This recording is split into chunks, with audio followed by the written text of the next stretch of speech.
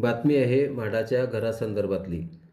Maharashtra housing and area development authority म्हणजेच महाराष्ट्र गृहनिर्माण व क्षेत्रविकास प्राधिकरणाने आमदार आणि खासदारांना घरे देण्याचे ठरविले आहे. म्हाडाच्या मते आमदार आणि खासदार हे अल्प आणि अत्यल्प उत्पन्न गटात येतात. मग आमदार आणि खासदार अल्प आणि अत्यल्प उत्पन्न गटात येत असतील आणि ते जर गरीब असतील तर मग इतर सर्वसामान्यांचे काय? ते काय करोडपती आहेत का, असा प्रश्न सध्या विचारला जात आहे. म्हाडाच्या कोकण मंडळाने अत्यल्प आणि अल्प उत्पन्न गटातील नागरिकांसाठी 5,285 घरांची लॉटरी जाहीर केली आहे. नवी मुंबई, ठाणे, वसई, टिटवाळा, कल्याण या भागात ही घरे असणार आहेत. त्याच्या किमती 9.5 लाख रुपयांपासून आहेत. म्हाडाने 95 घरे आमदार आणि खासदारांसाठी राखीव ठेवली आहेत. म्हाडाच्या मते आमदार आणि खासदार अल्प आणि अत्यल्प उत्पन्न गटातील आहेत. आता हे आमदार आणि खासदार अल्प आणि अत्यल्प उत्पन्न गटातील कसे, असा प्रश्न निर्माण झाला आहे. म्हाडाने कोणता अभ्यास करून हा नियम बनविला आहे, असा प्रश्न निर्माण झाला आहे.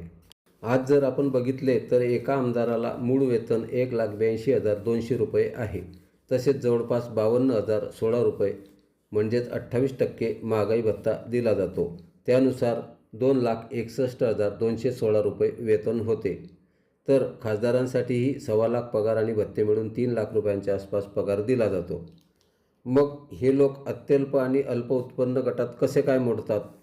नियमानुसार वेगवेगळ्या राखीव गटांप्रमाणेच अत्यल्प आणि अल्प उत्पन्न गटातील आमदार आणि खासदारांसाठी ही 95 राखीव घरे ठेवण्यात आली असून आमदार आणि खासदारांकडून या घरांसाठी अर्ज न आल्यास ती खुल्या वर्गातील अर्जदारांना उपलब्ध करून देण्यात येतील, असे म्हाडाकडून सांगण्यात येते. याबाबत म्हाडाकडून मिळालेल्या माहितीनुसार महाराष्ट्र गृहनिर्माण आणि क्षेत्रविकास अधिनियम 1976 नुसार उत्पन्न गटानुसार आमदार खासदारांसाठी घरे राखीव ठेवावी लागतात.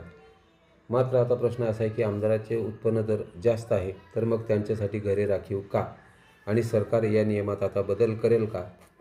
योजना आमदार खासदारांसाठी की सर्वसामान्यांसाठी, असा प्रश्न विचारला जात आहे. आता यासाठी कोणते आमदार आणि खासदार अर्ज करतात हे पाहणेही उत्सुकतेचे ठरणार आहे.